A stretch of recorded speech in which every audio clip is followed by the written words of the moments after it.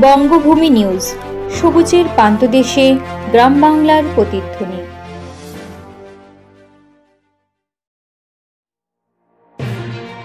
আজ আমরা কজন কমিটির উদ্যোগে মানবাজার ব্লক ময়দানে ক্রিকেট টুর্নামেন্টের ফাইনাল ম্যাচ অনুষ্ঠিত হলো।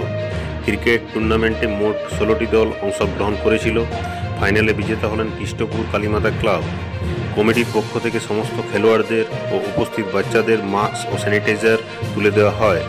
উপস্থিত ছিলেন রাজ্যের মন্ত্রী মাননীয়া সন্ধ্যারানী টুডু, পঞ্চায়েত সমিতির সভাপতি পুষ্প দাস, সহসভাপতি দিলীপ পাত্র, বিশিষ্ট ক্রীড়াবিদ রাজা দত্ত ও মানবেন্দ্র চক্রবর্তী সহ আয়োজক কমিটির কর্মকর্তাগণ ও বিশিষ্ট ব্যক্তিবর্গ।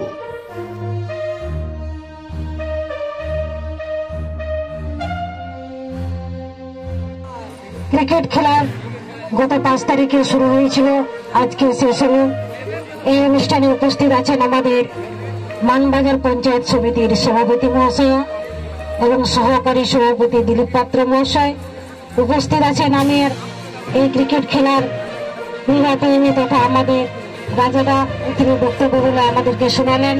উপস্থিত আছেন মানবেন্দ্র থেকে শুরু করে এবং এই ক্রিকেট পরিচালনায় সমস্ত সদস্যবৃন্দ এবং আপনারা যারা খেলার মাঠে ক্রিকেট খেলার সমস্ত দর্শক যারা দেখলেন, খেলার প্রেমিকগণ যারা এখানে খেলা দেখলেন, আজাদ হিন্দ ক্লাব এবং কৃষ্ণপুর কালীমাতা ক্লাব, তারা দুজনের আমরা মাঠের খেলা দেখলাম, খুবই ভালো লাগলো।